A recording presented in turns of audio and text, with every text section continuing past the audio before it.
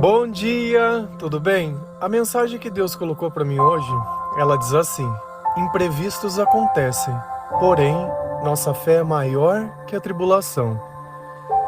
Senhor, tende misericórdia de nós. Perdoa, Pai, todos os nossos pecados, livra-nos de todo mal, nos afasta de tudo aquilo que não vem de Ti. Nós agradecemos, Senhor, por mais esse dia, pela palavra, pelo alimento, pela presença. Aceita, Senhor, essa nossa oração, esse nosso louvor, pois nós Te amamos, bendizemos, adoramos. Somente Tu é o nosso Deus e em Ti confiamos. O que nos garante que sempre estaremos de pé é a nossa fé. E a nossa fé é aquilo que garante que o Espírito Santo ele vai participar da nossa vida, que Ele vai habitar em nosso coração, que Ele vai manifestar em nossos sentimentos e que Ele vai nos dar sabedoria. O Espírito Santo é a presença de Deus, é a promessa de Jesus Cristo. É o Espírito que nos consola, é o Espírito que nos ajuda a caminhar, é o Espírito que mostra que o céu vale a pena, porque os sentimentos que eles produzem dentro do nosso coração, nada nem ninguém nesse mundo pode fazer igual.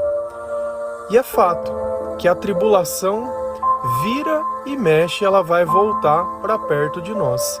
Principalmente quando nós não aprendemos com os nossos próprios erros. Parece um loop. Se a gente olhar, a nossa vida ela é feita de loops. Não tem como evitar isso. É dia e noite, dia e noite, dia e noite. E durante a sua vida inteira, esse loop ele vai continuar se repetindo, dia e noite. Dentro desse dia e dentro dessa noite, vamos começar a ter um loop de horas. 1, 2, 3, 4, 5, 6, 7. De novo, 1, 2 e... dias vão passando, dia e noite, e a hora ela vai seguindo. Dentro desse loop vai começar as semanas. E a semana segunda, terça, quarta, quinta, sexta, sábado, domingo, segunda. De novo esse loop ele vai se repetir em nossa vida. E dentro disso vão vir os meses. Dentro desses meses vão ter datas comemorativas. E aí você vai ter uma experiência de poder tentar adorar o Senhor em todas as fases da sua vida, desde de sendo criança, jovem, adolescente, quanto velho. E nós temos uma oportunidade, dia após dia, de tentar fazer tudo diferente, com uma maturidade diferente, com um tempo diferente, com um pensamento diferente. Então já não é mais uma questão de nossa, eu era muito jovem naquela época, por isso que eu não consegui. Nossa, eu sou muito velho agora, por isso que eu não consegui. Não, eu era muito criança. E dentro desses loops ainda existem outros loops. O loop do nosso sonho, da nossa insistência, das vezes que nós não queremos acreditar em Deus. E as consequências disso, elas acabam acontecendo dentro da nossa vida de diversas formas. Principalmente quando eu não aprendo com os meus erros. Se a gente vai lá em Romanos 5, versículo 3 a 5, a palavra do Senhor diz assim: não só isso, mas também nos gloriamos nas tribulações, porque sabemos que a tribulação produz perseverança. A perseverança, um caráter aprovado, e o caráter aprovado, esperança. E a esperança não nos decepciona. Por quê? Porque Deus derramou o seu amor em nossos corações por meio do Espírito Santo que Ele nos concedeu. Essa palavra ela começa, não só isso. Sabe por quê? Porque no versículo acima ele estava dizendo, olha, nós nos gloriamos na presença de Deus e nas coisas que Deus faz por nós. Mas também nos gloriamos nas tribulações. E aqui ficou o ponto central, que a adoração ela não pode estar ligada a acontecimentos, mas à presença de Deus. A glória que nós sentimos é a glória de Deus. dando certo ou dando errado, é a glória de Deus. Será que, independente do que acontece dentro de um quarto, se a luz estiver acesa, ela não é ela que determina o que acontece dentro do quarto, mas muitas vezes somos nós. Quando nós não consultamos ao Senhor, quando nós não temos. E é interessante esse pensamento porque ele justamente diz isso. Ele tem a consciência de que coisas que saem do controle, elas vão acontecer. Porém, aquela fé que elas têm no Senhor é muito maior do que as circunstâncias. Mas também nos gloriamos nas tribulações. Por quê? Porque o Senhor participa da nossa vida em todos os momentos. E é justamente para passar nos momentos ruins que o Senhor tem muito mais sentido do que para passar nos dias bons. Jesus, ele disse, olha, não pense que eu vim para salvar os sãos. Eu vim para salvar os perdidos. Eu vim para salvar aqueles que precisam de mim. Para quem faz mais um sentido um médico? Para quem está doente ou para quem não tem nada? Quem precisa mais dele?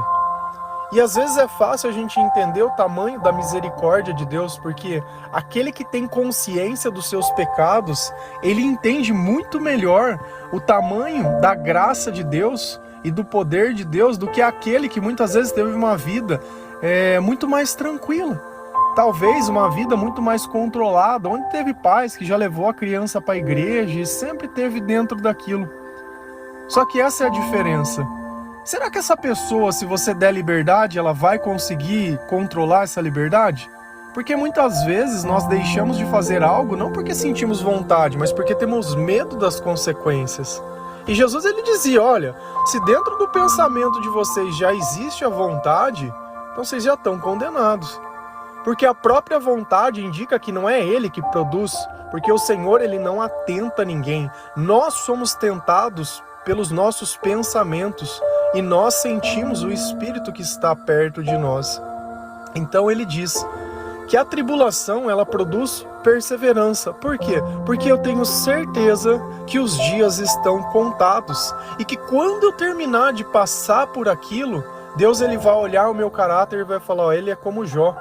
Ele suportou tudo sem negar o meu nome. Ele não me amaldiçoou, ele não me culpou, muito pelo contrário. Ele me glorificou no meio da tribulação. E nesses momentos que a nossa fé, ela aumenta ainda mais. Lembrando na pregação de dias atrás que a fé é a certeza da nossa salvação. É a alegria que nós sentimos, pois não estamos mais perdidos e nem desamparados quando os nossos dias nessa vida se acabarem. E o caráter que Deus aprova, ele acaba se transformando em esperança. Por quê? Porque a palavra mesmo diz, o que sabe aquele que nunca experimentou? Será que se você, sem comer alguma comida, poderia me descrever o gosto simplesmente olhando? Olha, qual é o gosto disso? Eu acho que não tem como a gente descobrir. Não tem como nós despertarmos a esperança dentro do nosso coração se nós não andarmos pelo vale de sombras da morte. Não tem jeito se nós não estivermos nos meios das batalhas. E é certamente que toda batalha ela é feita de pessoas e vão servir ao seu Senhor.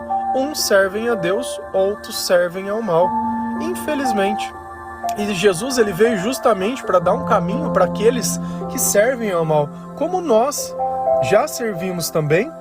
E se nós não vigiarmos, e se nós não orarmos, e se nós não avaliarmos o nosso comportamento, nós podemos ainda continuar fazendo isso. E existe um exemplo clássico, Judas, alguém que andou com Jesus, mas não aprendeu com o comportamento de Jesus.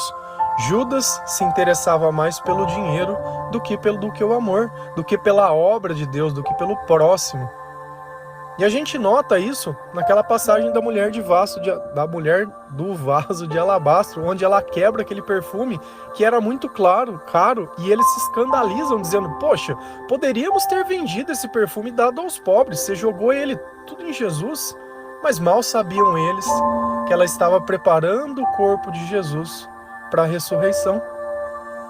Então, quando nós não estamos alinhados com as coisas do Senhor, fica difícil entender a vontade de Deus.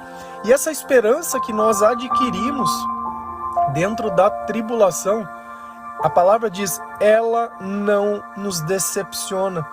Por quê? Porque eu sou consolado pelo amor de Deus. E onde esse amor está? Dentro do meu coração. E como ele foi colocado lá dentro? Por meio do Espírito Santo que ele nos concedeu. Então essa graça do Espírito Santo, ela só veio depois que Jesus veio até nós. Depois que Jesus foi oferecido em sacrifício aos nossos pecados. Antes não existia esse Espírito Santo. Então, talvez nós não podemos entender a dimensão disso porque nós não vivemos antes. Hoje nós vivemos no tempo da graça e talvez você não consiga compreender. Por quê? Porque ao invés de olhar o Senhor e a eternidade, você olha o momento e o mundo. E Deus diz, olha, esse mundo ele já está no maligno. Esse mundo ele vai ser destruído. Vai ter uma nova terra, um novo lugar. Vai ser tudo novo e tudo diferente. Apenas vocês que querem, vocês que aceitam, vocês que obedecem, que vão vir até mim através disso e participar desse reino, desse lugar. Se a gente continua lendo a palavra, lá em Hebreus 11, versículo 1 e 6, a palavra diz assim, ora, a fé é a certeza daquilo que esperamos e a prova das coisas que não vemos. Sem fé é impossível agradar a Deus, pois quem dele se aproxima precisa crer que ele existe e que recompensa aqueles que o buscam. A fé é a certeza. Se você tem dúvida, se você precisa de confirmação, se você acha que é impossível, você não tem fé. E Deus ele vem trazendo essa questão da fé. Porque nós esperamos, não porque nós vemos. Nós não confiamos nos nossos olhos, mas nós confiamos naquilo que está dentro do nosso coração. E quem está? O Espírito Santo. E quem derramou? Jesus Cristo. E quando a gente lê a palavra espera, daquilo que esperamos, por que nós conseguimos esperar sem ansiedade, sem angústia, sem medo e sem sofrimento? Porque o nosso caráter foi aprovado no meio da tribulação. Porque nós temos perseverança. E perseverar é o quê? É tentar dia após dia. É usar o loop que nós temos do dia e noite, dia, semana, mês, ano e pá, para tentar de novo. Para mostrar para o Senhor, olha, Pai, eu sempre quis estar na sua presença. Não importa o dia, não importa o que aconteça, não importa o que os outros façam, não importa nada, eu sempre quis estar na sua presença. Rei Davi, ele relata muito bem isso nos Salmos, dizendo que a alegria dele era estar na presença de Deus. E talvez a gente não tenha dimensão disso. É complicado quando a gente não tem sabedoria e ouve algo de alguém que está explicando sobre aquilo que tem sentido, porque é o mesmo exemplo da comida, onde você tenta determinar o gosto sem nunca ter experimentado. E nós só podemos experimentar a Deus passando pela prova, passando pela glória, passando pela tribulação, deixando que a nossa esperança ela melhore. E a prova que nós temos esperança é que nós não precisamos ver hoje aquilo que Deus disse que vai acontecer, porque nós sabemos que vai, porque Deus não é homem para mentir. Tudo que Ele prometeu, Ele cumpriu e Ele fez. E tudo aquilo que não aconteceu é porque não era para acontecer. Talvez não é Deus que esteja falhando, é nós que estamos fora do tempo de Deus, fora desse loop. Só que esse loop dos dias ele pode acabar e o último dia vai determinar o que você fez com todos aqueles outros dias. Buscou a presença ou buscou os teus interesses? Eu acredito que quanto mais o tempo passa, os nossos objetivos ou as nossas prioridades mudam, os nossos gostos se modificam, as nossas necessidades, aquilo que a gente acha bom, aquilo que a gente acha ruim. Sem fé é impossível agradar a Deus. E olha que interessante, pois quem dele se aproxima. Nós precisamos nos aproximar de Deus. É isso que a oração faz, nos aproxima de Deus. É isso que a leitura da palavra faz, nos aproxima de Deus. É isso que quando nós ouvimos louvores, fazemos em nossa vida, nos aproximamos de Deus. Mas quem se aproxima precisa crer que Ele existe. E aqui tem mais uma coisa, que Ele recompensa aqueles que o buscam. E o que isso quer dizer? Que a presença de Deus faz diferença na nossa vida. E isso que Deus está dizendo como recompensa. Uma coisa que de alguma forma perturba o meu coração e os meus pensamentos é quando a gente olha a Deus simplesmente pensando na recompensa. É como se você tivesse um amigo rico que você sabe que ele vai te proporcionar algumas coisas, mas não é a companhia, é o que ele proporciona, é o interesse. Eu não gosto de pensar assim. Aquele que busca a Deus só pela bênção, pelo milagre e pela cura, não pela presença dele. Eu quero estar perto de Deus porque eu gosto da companhia dele. O resto é consequência. Então nós devemos buscar ao Senhor por quem Ele é. Não pelo que Ele pode fazer, porque está claro. Se eu tenho fé, Ele vai me recompensar. Eu não preciso ficar lembrando dele. Olha, Senhor, se apressa que eu tenho necessidades. E você acha que Deus não sabe? Ou será que você está passando por tudo isso porque você está dentro de um loop pessoal seu? Não do loop de Deus, do seu. Porque Deus ele te levanta e te coloca no lugar. Você volta para dentro do buraco toda vez. Porque tem medo. Muitas vezes de abrir mão daquilo que já não tem dado certo. Porque uma coisa é eu me sustentar. Outra coisa é eu poder ser preso por aquilo que me sustenta. Então será que vale a pena? Será que não é melhor ganhar menos e ter liberdade do que ganhar mais e poder perder a vida? Porque o salário do pecado é a morte. Ah, eu estou ganhando bem, mas eu posso estar preso. E de repente você está ali preso. E não nota que você aprisionou toda a sua família. E aí? Aí vai ficar todo mundo vivendo em volta da tua vida pelos teus erros. É complicado. Mas nós temos que colocar limites sobre as coisas. Tem um ponto que é aceitável. Se a pessoa ela quer ir para o inferno, quem sou eu para dizer que não? Mas eu não sou obrigado a caminhar para aquele lugar. Nós temos que saber respeitar a individualidade das escolhas e não tentar modificar as pessoas a todo custo a estar debaixo da nossa vontade. Cada um tem um chamado, cada um tem um propósito, cada um tem um Senhor. Um Senhor. E quem é o seu Senhor? É Jesus Cristo? É o dinheiro? São os teus sonhos? É a vontade de ser mãe? É a vontade de ter uma casa? É a vontade disso? É a vontade de viajar? Quem é o seu Senhor? Quem está dentro dos teus planos? Que tira o teu sono? É o seu amor? É a vontade de ter alguém? Sem entender que a solidão é a falta da presença de Deus? Nós já falamos de tantas coisas, Se a gente somasse todos os dias esses 20 minutinhos que a gente conversa, a gente já falou de tantas coisas, já repetiu diversas coisas também, porque tem coisas que nós devemos lembrar todos os dias. Quando Deus ele me dá a oportunidade de um dia, uma noite, um dia de novo, a primeira coisa que eu faço é me revestir do Espírito de Deus, é encher o meu coração de amor para que eu possa sobreviver aquele dia. Quantas vezes Deus ele não coloca coisas perto de nós simplesmente para ver como nós iríamos reagir? Se é com amor ou se nós continuamos ainda não entendendo a mensagem da cruz. Sempre que aparece uma oportunidade, às vezes a pessoa acha, não, é Deus que está me abençoando. Só que a gente só consegue olhar depois. A princípio eu encontro uma árvore, estou morrendo de fome, não conheço. Olha aquele fruto e fala, nossa, Deus me abençoou, olha que árvore linda, olha quantos frutos. E começo a comer aqueles frutos. Por desconhecer, acabei não percebendo que aquilo era veneno e tirou a minha vida.